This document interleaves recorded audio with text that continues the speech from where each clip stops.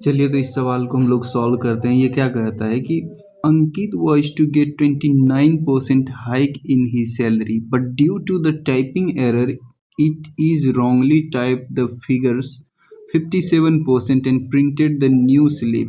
He received his salary for 3 months before the organization realized the mistake.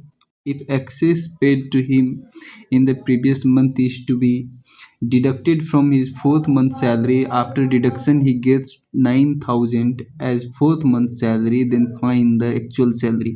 इसमें क्या कहता है कि अंकित नाम का कोई एक एम्प्लॉय है, उसके सैलरी में इतना का हाइक होना चाहिए था, ठीक है, बट किसी टाइपिंग एरर की वजह से उसके सैलरी में हो जाता है हाइक 57% का। और ये कितना दिन तक चलता है भैया? 3 महीना तक। 3 महीना तक वो 57% का हाइक वो रिसीव कर रहा था। और चौथे महीना में जो है जा कर के 3 महीना बाद उसको रियलाइज़ हो गया उस एम्प्लॉयर को कि भैया मैं इसको ज़्यादा दे रहा हूँ। तो उसने सोचा कि ठीक है, मैंने जो पेड कर दिया, उसके बाद जो है मुझे चौथे महीने का जो मैं इसको सैलरी दूंगा उसमें से जो ये है जो मैंने एक्स्ट्रा दिया उसको मैं वापस ले लूँगा, उसमें से डिडक्ट कर लूँगा, घटा लूँगा, ठीक है। तो ये क्वेश्चन है। तो इसको हम लोग कैसे करेंगे? पहले तो मान लो कि जो पुराना सैलरी अंकित का था वो मान लो कि 100 रुपया था, ठीक है, 100 रुपया था। उसको हाइक कितना का मिलना था? 29% का। इसका मतलब ये है कि 129 रुपया उसको 129 यूनिट उसको मिलना था, लेकिन हो जाता है गलती, और उस गलती की वजह से क्या हो जाता है कि उसको हाइक 29% का नहीं मिल करके उसको जो है 57% का हाइक मिल जाता है, कि मतलब वो पर मंथ इतना रिसीव करना शुरू कर देता है, ठीक है। तो अब देखो कितना दिन तक के लिए ये काम चला? ये 3 महीना के लिए चला, ठीक है। तो 29 मिलना था और मिल गया इसको कितना? 57। कितना अधिक मिल गया? जितना मिलना था उससे 28 इसको जो है ज़्यादा मिल गया। अरे 29 में 28 जोड़ोगे तो कितना होगा? 57 होगा। तो 28 उसको अधिक मिल गया। और कितना दिन तक ये चला? ये 3 महीना तक चला। तो इसको मल्टीप्लाई बाय 3 करो और ये मल्टीप्लाई करके आ जाएगा 84, ठीक है। अब देखो इतना अभी तक में उसको इतना रुपया अधिक मिल चुका है, लेकिन चौथे मंथ का जैसे ही सैलरी अंकित को मिलना था 129 का, क्योंकि ये तो बढ़ी हुई सैलरी थी, ये तो फिर से मिलनी नहीं है, मिलना है इसको ये सैलरी जो एक्चुअल बढ़ी हुई सैलरी है, ये तो एरर वाली बढ़ी हुई सैलरी थी। तो अब ये 129 में से जो है ना ये 84 को घट जाएगा। तो उसको जो है, क्योंकि चौथा महीना में वही क्यों कह रहा है यहाँ पर, excess paid to him in previous month is to be deducted from fourth month salary. तो चौथा मंथ का जो सैलरी 129 का मिलना था उसमें से उसका 84 घटा लो। तो 129 में से अगर 84 को माइनस करोगे तो ये कितना आएगा? 5 और ये 4, 45 आएगा, ठीक है। और यही कह रहा है कि वो करने के बाद, घटाने के बाद जो उसको सैलरी प्राप्त होता है वो कितना सैलरी प्राप्त होता है? वो 9,000 वो उसको प्राप्त होता है। यहाँ देखो 9,000 ये प्राप्त होता है, महीने के वेतन के रूप में उसे 9,000 दिए मिलते हैं। तो जो 45 यूनिट उसके हाथ में जाता है वो डिडक्ट करने के बाद वहीं तो ये 9,000 का वैल्यू है। तो 9,000 लिखो और नीचे में 45 लिखो। तो इससे क्या हो जाएगा? उससे जो है वो एक्चुअल से उसका 1 यूनिट का वैल्यू निकल जाएगा। लेकिन इसका ये नहीं पूछ रहा है, इसका कटौती के बाद उसके इतना 9,000 रुपया मिलते हैं तो उसका वास्तविक वेतन ज्ञात कीजिए। वास्तविक वेतन अभी इसको कितना मिल रहा है? 129। 45 यूनिट का वैल्यू हम लोगों को पता है, 129 का निकालना है। 45 से काटो, 45 दूना 90, 200 और 200 को गुना करो ये 129 के साथ। 129 को अगर 2 से गुना करोगे तो ये हो जाएगा, अगर 130 होता तो ये हो जाता कितना? 260। तो 258 हो जाएगा। 258, 2 घट जाएगा और उसके ऊपर डबल जीरो, ठीक है, ये स्पेस दोस्त कम है, इसकी वजह से मैं इस क्वेश्चन पे लिख रहा हूँ, माफ़ करना थोड़ा सा। और ये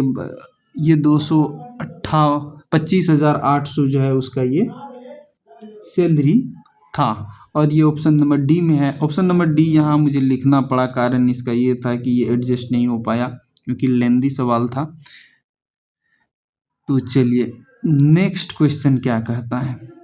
चलो, कहता है एक कॉम्पिटिटिव एग्जाम है भैया, उसमें टोटल जो क्वेश्चन है वो कितना 120 क्वेश्चन पूछता है। There are 3 section of question, उसमें जो है 3 टाइप का क्वेश्चन था। ये कर लो, 3 भाग में इसको बांट दो, ठीक है। उसमें से जीके था, 3 जनरल नॉलेज, उसके बाद जो है इसमें जीके था, जनरल नॉलेज था, रीजनिंग था, और क्या कहता है इंग्लिश था। A candidate answer 70% of knowledge, 70% of general knowledge, 50% of reasoning, 30% of English, and if the minimum passing score is 60%, then how many question did the candidate need to be answer correctly। ये कहता है कि इतना इतना जो है वो solve करता है, लेकिन 60% उसका रिक्वायरमेंट है कि इतना चाहिए, ये इतना सॉल्व कर चुका है तो उसको और कितना करना चाहिए। देखो जीके है, जीके के बाद रीजनिंग है, रीजनिंग के बाद जो है एक सब्जेक्ट और है, वो है इंग्लिश। ठीक है, तो उसमें ये क्या कहता है कि 20 क्वेश्चन जनरल नॉलेज में है, कितना क्वेश्चन 20 क्वेश्चन है, ठीक है। और 50 क्वेश्चन इस दोनों का है, इंग्लिश का और रीजनिंग का, है ना। कह रहा है इसका जो है 70% क्वेश्चन का, वो जीके का 70% क्वेश्चन का वो आंसर दे चुका है। 70% का क्या मतलब है, 70/100, 7/10, यही मतलब है ना। तो 70% 20 का अगर तुम लिखोगे 70%, तो 7/10, मतलब ये 14 क्वेश्चन का आंसर दे चुका है। 14 क्वेश्चन, वो 70% का मतलब क्या, 20 का 70% का मतलब 14 हुआ। और इस रीजनिंग का क्या कहता है, देखो रीजनिंग में जितना क्वेश्चन पूछा गया है, and candidate answer 70% general knowledge का 70%, 30 और 50% ऑफ रीजनिंग का जो 50% है, मतलब 50 क्वेश्चन है यहाँ पर, तो इसका आधा दे दिया है आंसर, मतलब 25 क्वेश्चन का वो आंसर दे चुका है। और यहाँ पर कह रहा है इंग्लिश, वो बस 30% इंग्लिश का क्वेश्चन को, 30% का क्या मतलब है, 30% का यही मतलब है कि 3/10, है ना। तो 3/10 मतलब 50 का 3/10 मतलब 15 क्वेश्चन का वो आंसर दे चुका है ना। तो 50 में से यहाँ पर बस 15 क्वेश्चन का ये आंसर दे पाता है। तो अब सब ठो को ऐड करो इन तीनों को, तो कितना निकल के आता है, 25, 5 30 10 40, 40 10 50, 4 54, टोटल 54 क्वेश्चन का वो अभी तक में आंसर दे चुका है। लेकिन यहाँ कहता है पासिंग स्कोर के लिए उसे 60% का रिक्वायरमेंट है, तो 120 का अगर 60% निकालोगे तो कितना होगा, 60/100, 10 से 10 ये ख़त्म, 10 से 10 ख़त्म, मतलब 72 क्वेश्चन का उसको आंसर देना है। लेकिन अभी तक वो दिया है कितना, 54 का, तो उसको और कितना का देने का ज़रूरत है, 72 माइनस 54 कर दो, आंसर निकल के आ जाएगा 18। और ये कौन सा, सी नंबर आंसर है ना। तो बस यही कह रहा है, आई होप ये समझ में आया। चलो यहाँ पर जो है क्वेश्चन ये कह रहा है कि 25 ए का जो इनकम है ना, ए का इनकम जो है, ए का और बी का, ए का इनकम जो है 25% अधिक है बी के इनकम से। If the income is B E how much percent less, अगर कह रहा है इसका 25% अधिक है तो इसके ए के सैलरी से बी का सैलरी कितना ज़्यादा कम है, कितना कम है, ठीक है। As income 20% more than income of B, तो पहले बी का इनकम को मान लो भैया 100 मान लिया, है ना।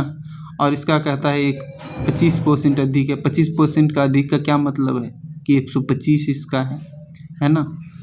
25% का है का मतलब हम लोगों ने पहले भी देखा था, इसका 100 है तो इसका करो सीधा सीधा 125, इतना बढ़ के आ जाता है ना। तो एक सेकंड इसको थोड़ा सा चेंज करने दो।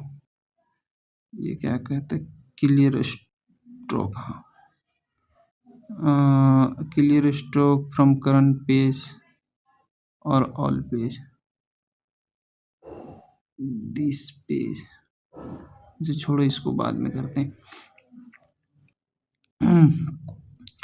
तो क्या कह रहा है यहाँ पर देखो 125, इससे ये 25% अधिक है तो इससे ये कितना परसेंट कम है, कम कितना है 25 कम है,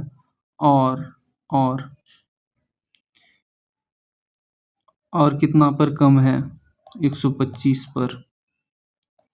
इसको 100 से गुना करो परसेंटेज में चेंज करने के लिए, 5 से काटो 20, ये आंसर निकल के आ गया ये है।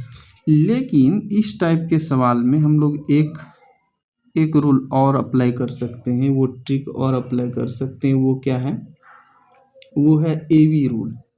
ठीक है, एबी रूल क्या कहता है, चलो एक सेकंड पहले वाइट एक पेज ले लो, यहाँ duplicate hide rename add new page. हाँ,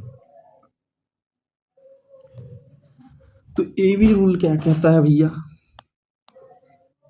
एबी रूल है, ये कहता है कि अगर किसी का सैलरी एक का ज़्यादा है तो दूसरा का कम होगा।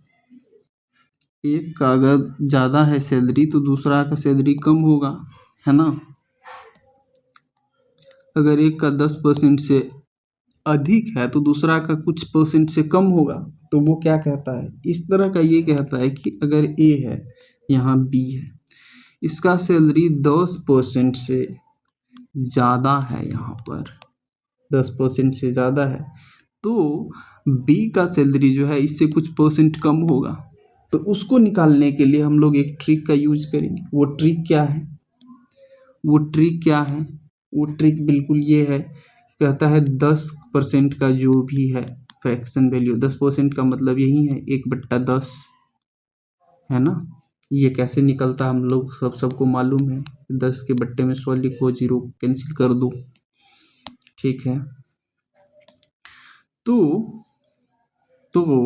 देखो 10% का मतलब 1/10 आ गया। इसका जो सैलरी है 10% अधिक है तो यहाँ प्लस का साइन लगाओ। तो इसका अगर माइनस वाला निकालना है, मतलब कितना कम है, तो वहाँ कुछ नहीं करना है। जो ऊपर वाला 10 का परसेंट है, जो ऊपर वाला फ्रैक्शन चेंज है, उसको वहीं का वहीं रहने दो, ठीक है। और यहाँ पर जो है यहाँ पर प्लस का चिन्ह है तो यहाँ पर माइनस का जो है साइन लगाओ। और एक का ऊपर में जो है इसके साथ कोई छेड़खानी नहीं करनी है, वो एक का एक लिख दो। और यहाँ पर प्लस का साइन है तो ये दोनों को ऐड कर दो, 11। और इसको परसेंटेज में लाना है तो 100 से गुना कर दो, बस 1/9 जो है 1/11 जो है परसेंट, यही इसका आंसर हो जाएगा। और इसी रूल को अप्लाई करते हुए पीछे वाला सवाल को भी हम लोग सॉल्व कर सकते हैं। जैसे ये सवाल था, 25% का फ्रैक्शन वैल्यू होता है कितना, 1/4। और ये कह रहा है कि इतना अधिक है तो प्लस का साइन लगाओ।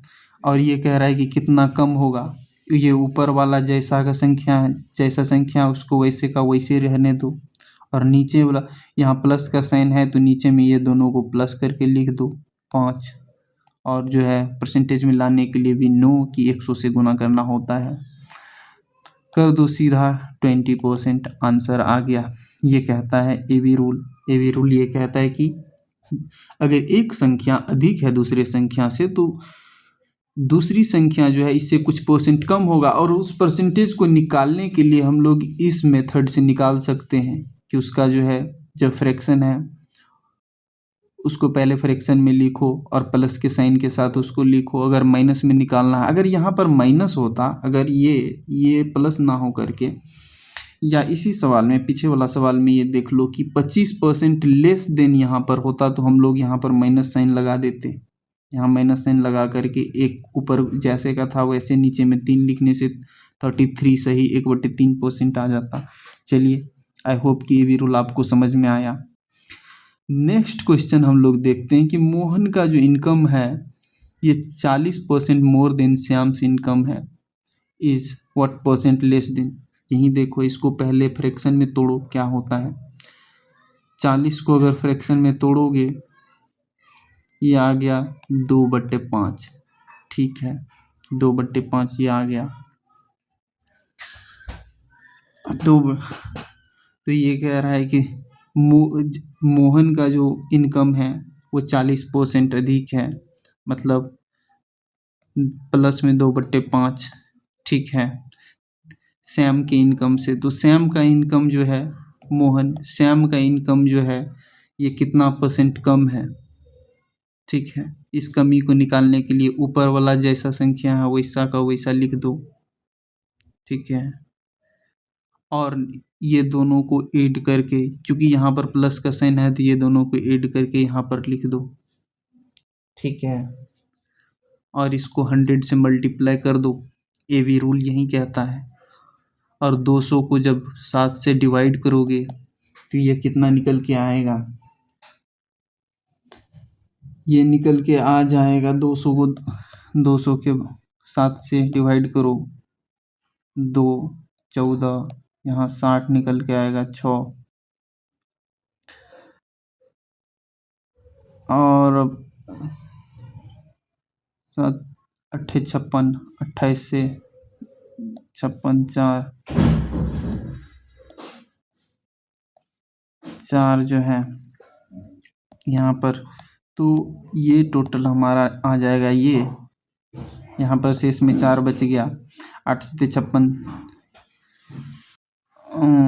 हाँ, तो 28 सही 4/7 जो ऑप्शन में आंसर होगा वही होगा। ऑप्शन नंबर सी हमारा जो है आंसर मिल गया, है ना। और इसके बाद कौन सा सवाल है, ए बी रूल लगाने का। ये बिल्कुल आसान जो है हम लोगों का काम हो गया कि इसको करके हम लोग जो है इजीली, एक सेकंड, हाँ ठीक है, दूसरा भी चलो। ये कहता है ए का income 20%, as income is 20% more than B's income. ठीक है, and B earns 50,000 what percentage less than. देखो, इसमें जो ये वैल्यू है इससे इसको कोई खास लेना देना है नहीं, बिना उस वैल्यू को कंसीडर किए भी हम लोग बना सकते हैं इस क्वेश्चन को। सीधा सीधा लिखो, ए का इनकम 20% ज़्यादा है, मतलब 20 का फ्रैक्शन वैल्यू क्या होता है 1/5 ए का, और बी का जो वैल्यू है, बी अर्न्स इतना, then what percent less than is that income. देखो, इसको जो कितना परसेंट से कम है इसको निकालने के लिए ये जो नंबर है 50,000 का, इसको लेना कोई ज़रूरी नहीं है, क्योंकि उसमें नंबर में नहीं पूछा है, ये परसेंटेज में पूछा है। परसेंटेज में पूछा है, जब परसेंटेज में पूछा है हम लोग बिना इस नंबर को कंसीडर किए भी बना सकते हैं, जैसे कि हम लोग पिछले सवाल में देखा है। तो 1/5 जो है ये 20% का फ्रैक्शन वैल्यू होता है ना। ये कह रहा है कि कितना परसेंट लेस है, ये ऊपर वाला जो भी परसेंटेज चेंज है ऊपर वाला उसको ऐसे का ऐसे लिख दो, प्लस है इसको ऐड कर दो, प्लस है 5 + 1 6 लिख दो यहाँ पर, इतना परसेंट का ये कमी होगा, माइनस लगा दो यहाँ पर, और इसको 100 से गुना कर दो। 100 को अगर 6 से, ये 50/3, और ये कितना आ जाएगा, डिवाइड करोगे तो 16 × 48। ठीक है, 16 ऐसे 6 करके आएगा। या ऑप्शन नंबर जो है ए हमारा आंसर हो जाएगा। 50 को 3 से भाग करने पे। ठीक है, दूसरा क्वेश्चन देखते हैं हम लोग 50। If mark of Kejriwal is 33.33 less than Yogi, then the mark of Yogi is how much % more than. देखो ये पहले कह रहा है, ये इसका फ्रैक्शन वैल्यू कितना होता है 1/3, हम लोगों ने बार बार देखा है। ठीक है, ये कहता है कि लेस देन केजरीवाल और योगी। केजरीवाल का जो वैल्यू कहता है, केजरीवाल का जो वैल्यू कह रहा है यहाँ पर, ये कह रहा है कि ये लेस है। लेस में हम लोगों ने देखा है कि माइनस का साइन लगाएंगे, और योगी का निकालने के लिए हम लोग क्या कर सकते हैं, यहाँ पर देखो कि जो एक है ये, इसको ऐसे का वैसे रखते हैं। हम लोगों ने ये भी रूल से देखा है कि एक जैसे है उसको वैसे का वैसे छोड़ देंगे। और यहाँ पर चूंकि पहले से प्लस था तो हर जगह प्लस कर रहे थे हम लोग, अभी माइनस है, अभी माइनस है तो इसको माइनस करते हैं। 3 में से 1 जाएगा, कितना आ जाएगा 2, और इसको परसेंटेज में चेंज करने के लिए 100 से मल्टीप्लाई, और ये 50% इसका आंसर हो जाएगा ऑप्शन नंबर सी। ठीक है, यही है।